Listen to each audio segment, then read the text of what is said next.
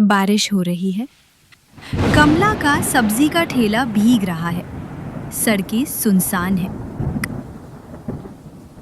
कमला अपने आप से कहती है, हे भगवान, आज तो एक भी सब्जी नहीं बिकी।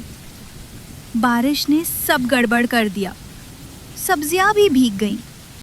अब घर जाकर क्या खिलाऊं पिंकी को? वह ठेले को प्लास्टिक से ढकती है और धीरे धीरे घर की ओर चल पड़ती है। पिंकी कमरे के कोने में बैठी है। माँ के आते ही वो उठती है। पिंकी उत्सुक होकर कहती है, माँ, आप आ गई? कमला थककर अंदर आती है। फिर धीमे स्वर में अपने आप से कहती है, क्या बताऊं इस नन्ही को, आज तो कुछ भी नहीं बिका, बस भीगी हुई सब्जियां और थकान ही साथ लाई हूं। पिंकी उदास होकर कहती है, माँ, मुझे बहुत भूख लगी है, कुछ बना दो ना। कमला इधर उधर देखती है और फिर अपने आप से कहती है, चलो एक पुराना मैगी का पैकेट रखा है और थोड़ी प्याज टमाटर भी, कुछ तो बना सकती हूँ इससे।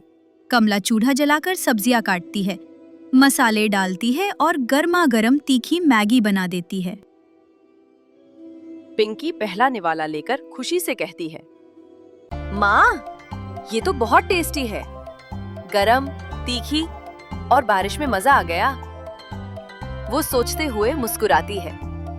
पिंकी जोश में कहती है, माँ, मुझे एक आइडिया आया है।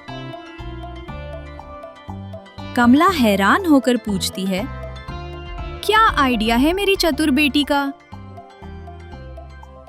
पिंकी उत्साह से कहती है, आप यही तीखी मैगी ठेले पर बेचना शुरू करो। बारिश में लोगों को गरम गरम चीजें पसंद आती हैं।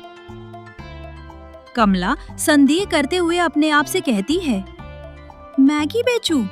मैंने तो कभी सोचा ही नहीं था। पर ये लड़की जो कह रही है उसमें बात तो है। चलो कल आजमा कर देखती हूँ।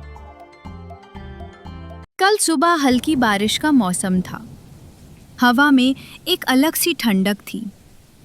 कमला ठेले पर स्टोव, एक बड़ा भगोना और हाथ से बना बोर्ड लगाती है।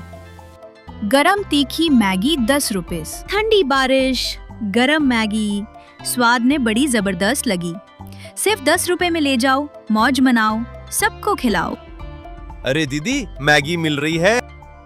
कमला मुस्कुराकर कहती है, हाँ बेटा, गर्मा गर्म तीखी मैगी सिर्फ 10 रुपए। मेरे लिए एक प्लेट मैगी बना दीजिए ना। क्या बात है, एकदम मजेदार जायकेदार मैगी है। दिल खुश हो गया। बच्चा खाता है, मुस्कुराता है और दोस्तों को बुलाता है। कमला अपने आप से कहती है, शुक्र है एक ने खाया और अब देखो कितने आ रहे हैं। शायद आज ठेला खाली नहीं जाएगा। धीरे धीरे बच्चे, मजदूर सब आकर मैगी खाते हैं।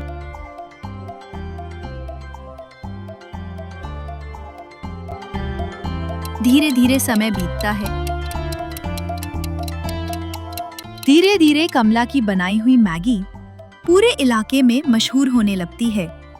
उसके हाथों का स्वाद ऐसा होता है कि लोग दूर दराज से सिर्फ उसकी मैगी खाने चला आते हैं। हर रोज उसके ठेले पर भीड़ लगी रहती है। कोई स्वाद के लिए आता है तो कोई उसके अपनापन भरे अंदाज के लिए। इसी तरह एक दिन एक साधारण से दिखने वाले आदमी अपनी नन्ही सी बेटी के साथ ठेले पर आता है।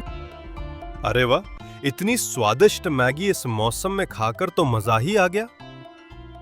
मैं दरअसल एक नया होटल खोलने जा रहा हूँ इस शहर में, और मैं सोच रहा था, क्या आप मेरे होटल में कुक का काम करेंगी? मुझे खाना बनाना सिखाने वाली मेरी अम्मा हमेशा कहती थी, खाना सिर्फ स्वाद नहीं, दुआओं से बनता है। अगर आप समझते हैं कि मेरा खाना आपके होटल की रौनक बढ़ा सकता है, तो ये मेरे लिए सौभाग्य होगा। कमला होटल में रसोइया बन जाती है और अपने स्वादिष्ट खाने और मेहनत के चलते धीरे धीरे उसकी आमदनी बढ़ने लगती है। कुछ ही समय में वो अपने लिए एक प्यारा सा घर खरीद लेती है।